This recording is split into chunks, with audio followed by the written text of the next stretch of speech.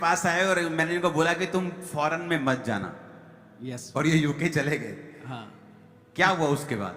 मैं पापा जी जब वाइफ वहाँ थी तो मैं 2013 में यूके चला। हालेलुया। यदि आप क्रिश्चियनिटी से रिलेटेड वीडियोस को देखना पसंद करते हैं तो हमारे YouTube channel Holi ghost powers को सब्सक्राइब करें और बेल आइकन पर क्लिक करके ऑल नोटिफिकेशन सेट करें। Hallelujah, praise the Lord. सबको जय मसीह की। स्वागत करते हैं आपका हमारे YouTube channel Holi ghost powers में।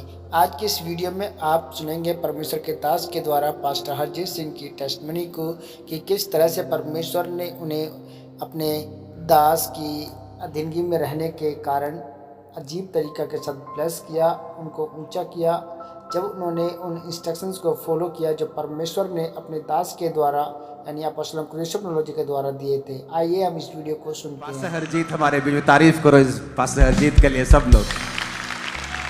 प्रेज द लॉर्ड पापा जी।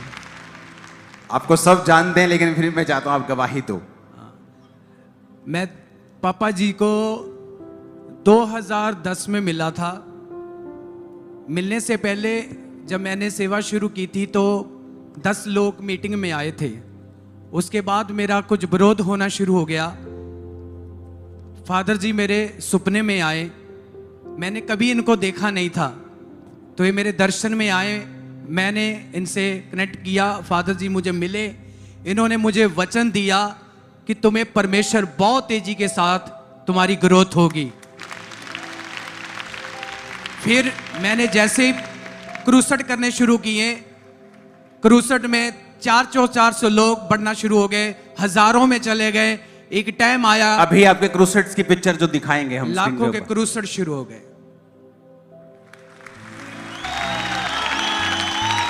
और ये क्रूसेड्स हैं, इनकी चर्चेस की पिक्चर दिखाओ, जो चर्च है, जो मेन इनका ये सबसे पहला चर्च है। अभी आगे चर्चेस और चर्चेस जो है ये चर्चेस है अभी। ओके, आगे कौन है अंदर? हाँ, नहीं, ये क्रूसेड की है। अभी चर्चेस की पिक्चर भी हैं इनकी अलग अलग। कितनी चर्चेस हैं टोटल? एक चर्च है पापा, 3 चर्च हैं, बड़ी हैं, 3 चर्च। ओके, एक कहाँ? गांधरा में? गांधरा, फरीदकोट, बठिंडा, तीनों चर्च बड़ी हैं। बड़ी है पापा। जैसे जैसे अभी आपने वचन की। सुनो, मेंटरशिप में क्या होता है? सिर्फ चर्च ग्रोथ नहीं,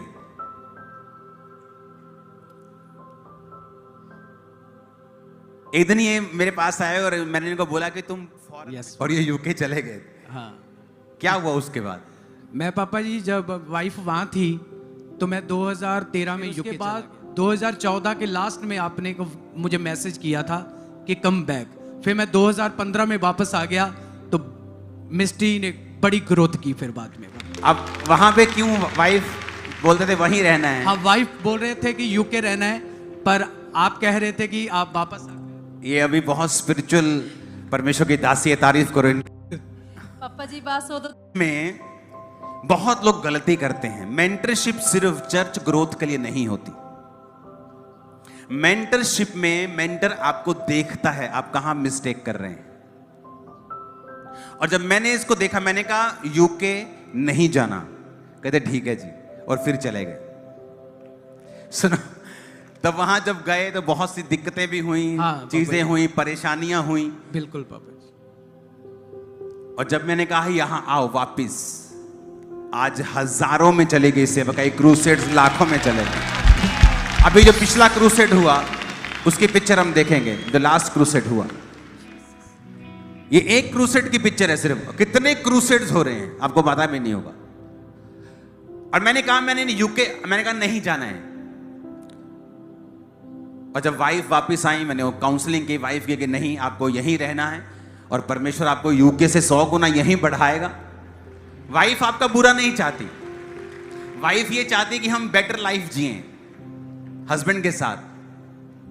लेकिन हम इंसान हैं और हमें नहीं मालूम होता कि हमारी बेटर लाइफ कहां पे है।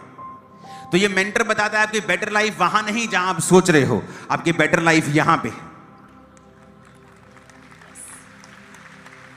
जैसे सेवकाई को फॉलो करना स्टार्ट किया, वचन को फॉलो करना स्टार्ट किया, नहीं ये नहीं करना, ऐसा नहीं करना, वैसा नहीं करना।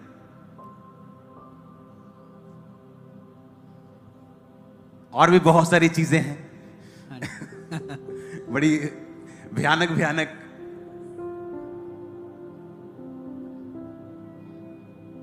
वो अपने कलीसिया को शायद नहीं बताया होगा। नहीं बताया ना? नहीं। नहीं बताया। बड़ी चीजें हैं। हालेलुया।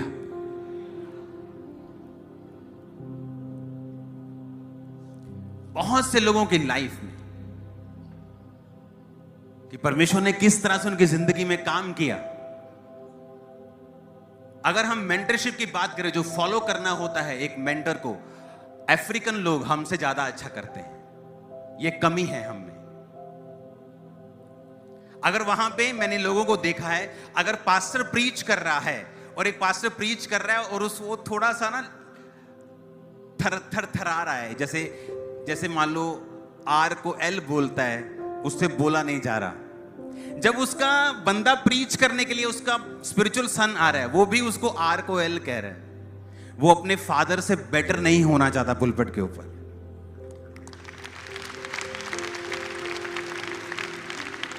मेंटरशिप एक ऐसी चीज है जिसे बहुत कम लोग समझते हैं। ऐसा मेरी लाइफ में कभी नहीं हुआ कि मैं अपने स्पिरिचुअल फादर के सामने गया हूं और खाली हाथ गया हूं। नेवर। मेंटरशिप में सिखाया जाता है कि ग्रोथ कैसे होती है, आपकी लाइफ में कैसे प्रभु का आत्मा आपको नेक्स्ट लेवल पे लेके जाता है। एक दिन मैं अपने स्पिरिचुअल फादर के सामने गया और मैं चर्च की बड़ी सारी पिक्चर्स ले गया। तो चर्च ग्रो हो रही थी बहुत। तो चर्च जब ग्रो बहुत कर गई तो मैं पहली बार मिल रहा था, तो मैं चर्च की पिक्चर्स ले गया, लैपटॉप ले गया, कैमरा ले गया, बड़े शानदार इक्विपमेंट थे, मैं सारे ले गया। मैंने ऑफिस में भेज दिए। मैंने कहा आप देखना। जब उन्होंने सारे देखे, कहते मुझे बुलाया, मिले, सारी बात हुई।